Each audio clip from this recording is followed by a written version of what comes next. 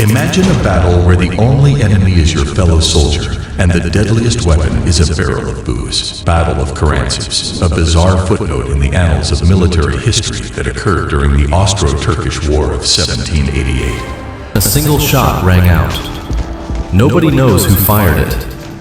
What we know is what someone screamed next. Turci! Turci! Somewhere in the dark, a soldier fires his musket at a shape moving through the trees. He doesn't know it yet, but that shape is one of his own men. By sunrise, thousands of soldiers from the same army will be dead or wounded. The enemy they came to fight hasn't even arrived. War Diaries presents a story that spent 2 centuries splitting historians into 2 camps, those who call it one of the strangest military disasters ever recorded, and those who think most of it never actually happened. By the end of this video, you'll get to decide which camp you're in. I'm your host, and this is War Diaries.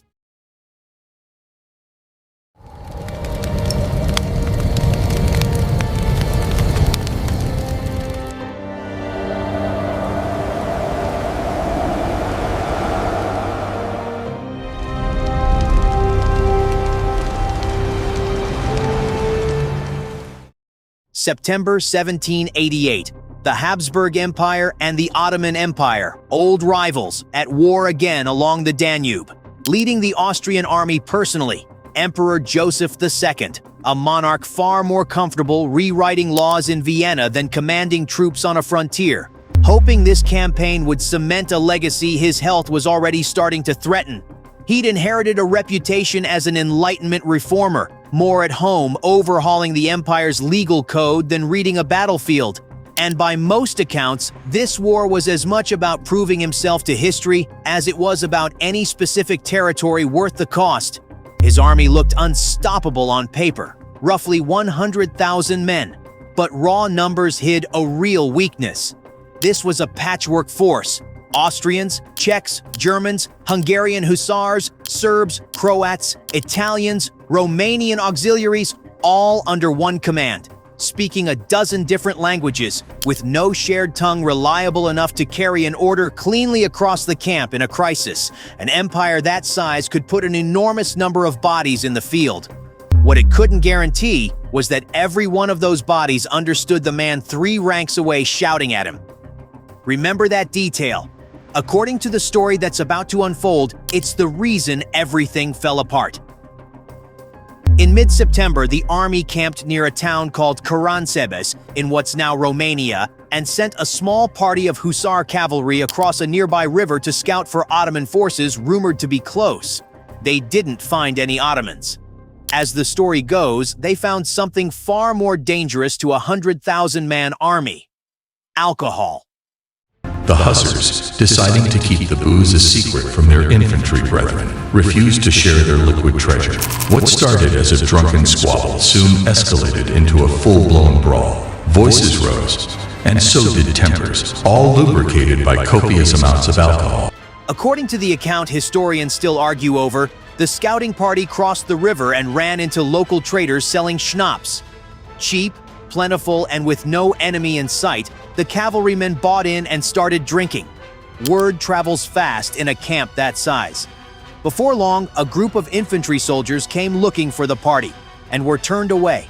What started as refusal turned into a shoving match then, in the version of the story that survived, an actual gunshot. And somewhere in that chaos, in a camp speaking a dozen languages, in total darkness, someone allegedly screamed 2 words that turned a bar fight into a catastrophe. Turci! Turci! Turks! Turks are here. Here's the question worth sitting with before we go any further. In an army where half the soldiers can't understand what the other half is shouting, how do you stop a rumor like that once it starts moving? What we know is what someone screamed next. Turci! Turci! The Turks. The Turks are here. And every man who heard it believed it instantly. The panic spread faster than any order could chase it. You don't. Not in time anyway. At least according to every version of this story that's come down to us. Soldiers who'd heard the cry but seen nothing allegedly began firing into the darkness at anything that moved. Units that couldn't understand each other had no fast way to confirm friend from foe. Every unfamiliar shout, every unfamiliar silhouette became a possible enemy. Officers trying to restore order reportedly found their own commands drowned out by soldiers shouting in half a dozen languages at once, each one certain the danger was real, each one adding to a noise that made the actual danger, if there ever was one, impossible to distinguish from panic. Artillery crews, the story claims, began firing blind into the chaos, which if true would have turned a confused infantry scuffle into something genuinely lethal at range. Cavalry units allegedly charged straight through what they believed were enemy lines. Lines that were actually their own infantry, men who'd marched alongside them for weeks, suddenly rendered unrecognizable by darkness and terror. And Emperor Joseph II himself, according to the legend that eventually got written down, was in the middle of it, thrown from his horse, possibly pushed into a nearby stream, separated from his guard, wandering his own army's collapse until he stumbled, alone, into the town his men were supposed to be defending. By dawn, the panic broke, and this is exactly where the story stops being simple. Men fired blindly at shadows. The muzzle flashes convinced the next unit down the line that the enemy was attacking from the flank, so they fired too. German-speaking officers stood in the chaos screaming, "Halt! Halt!" And soldiers who spoke no German heard something else entirely. Here's where we do what we always do on this channel: give you the real numbers, not the convenient ones.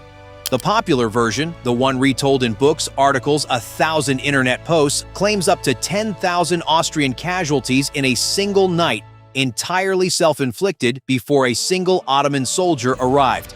Even respected reference works have repeated that figure for years without much scrutiny, simply because it's the number that keeps getting passed down. Other tellings put it lower, somewhere between 500 and 2,000. And one genuinely obscure detail changes the picture even more. A contemporary report made to the Austrian court at the time, not decades later, close to the actual event, put the real death toll at approximately 150. 150, not 10,000. That's not a small discrepancy between sources who mostly agree. That's a gap of nearly 70 times between the number closest to the actual event and the number everyone actually remembers.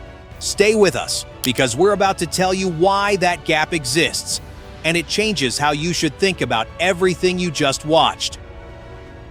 The famous version says 10,000 men were killed or wounded that night. But the first detailed accounts of the battle were not published until decades later, in the 1830s, and the surviving army records tell a quieter story.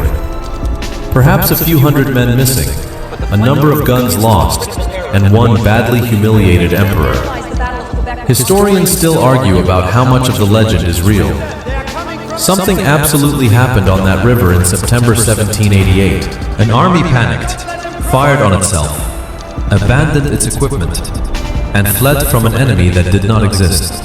If 10,000 men really died in a single night of self-inflicted chaos, why does nobody at the time seem to have written about it? No contemporary newspaper reported it. No official Austrian military dispatch from 1788 describes anything like it. The correspondents actively covering the frontier that autumn wrote about foraging, minor skirmishes, troop movements. Nothing about a catastrophe on this scale. The first detailed account of the battle we now call Karansebes didn't appear until 1831, 43 years later, in an Austrian military magazine. The most commonly cited version comes from a book written in 1847, nearly 60 years after the fact, by a writer named Gross-Hoffinger. And here's the detail that should make you sit up. Gross-Hoffinger was a political Republican, writing decades later with a documented axe to grind against the Habsburg monarchy he was writing about. Modern researchers digging through the archive have found no mention of any disaster this size in the period press, not in Austrian court records, not in newsletters actively covering troop movements that same autumn, not in the intelligence reports of rival powers who'd have loved to publicize a Habsburg humiliation this large if they'd known about it. even correspondence between Allied Russian and Prussian officers who were watching Habsburg military performance closely and had no reason to stay quiet about an embarrassment this size, shows no trace of it either.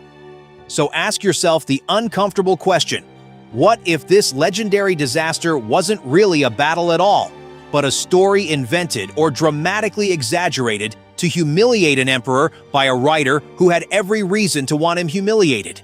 This story isn't just about a clash of armies. It's a comedy of errors that teaches us that sometimes the greatest battles are fought not against the enemies at the gates, but with the ones within our ranks. They could hardly believe their luck, encountering an enemy defeated by its own hand. The Battle of Karansebes is more than a historical oddity. It's a tale of caution about the dangers of miscommunication and the folly of underestimating the enemy within. Even once historians started raising doubts, the 10,000 casualty version never stopped being the version everyone tells. Why? Because it's a better story. 150 men died in a confused nighttime skirmish doesn't travel. An entire army of 100,000 annihilated itself before the enemy even arrived. That travels forever, because it says something true about war even if the numbers aren't. It's the version that gets repeated at dinner parties, taught in military academies as a cautionary parable, held up as the ultimate example of miscommunication in a crisis, precisely because the exaggerated telling is so much more useful as a lesson than the smaller, messier reality could ever be. Does that make the popular version worthless? We don't think so. We think it makes it a different kind of true. A story that survives because it captures something real about chaos, language, and fear, even if the body count got inflated by a writer with a grudge 6 decades after the fact. A story where the most formidable adversaries were not fearsome warriors, but miscommunication and a few too many bottles of schnapps. It's tales like these that remind us history isn't just a collection of dates and battles. It's the ultimate anthology of human folly, bravery, and the occasional comedy of errors. Here's why this one earned a spot on War Diaries, and why we think it's exactly the kind of story other channels in this space won't touch. Most military history content picks a version of events and tells it as settled fact because uncertainty doesn't make for as clean a video. We'd rather show you our actual work, the sources, the gaps, the writer with a political motive, the real number buried under the legend, because that's the whole point of this channel. History and today's conflicts told the same way, with the evidence, not the legend. This episode is that promise in its purest form, because for once, the legend and the evidence are two genuinely different stories, and you deserve to hear both before you decide which one you believe. 100,000 men, a bottle of schnapps, a single misheard word in the dark, and somewhere between 150 and 10,000 casualties, depending on which century of storytelling you trust. Real disaster? Or a Republican writer's 60-year-old grudge dressed up as history? We've shown you everything we found. Now we want your verdict. Real event, wildly exaggerated, total legend, or something in between? Tell us in the comments. We read everyone, and some of the sharpest detail we add to future episodes comes directly from viewers who caught something we missed. This has been War Diaries. If you want the stories other channels are too cautious or too lazy to actually dig into, subscribe, hit the bell, and get ready, because next time, we're not telling you a legend. We're taking you to a battlefield where the enemy everyone underestimated turned out to be very, very real. History forgets. War Diaries remembers.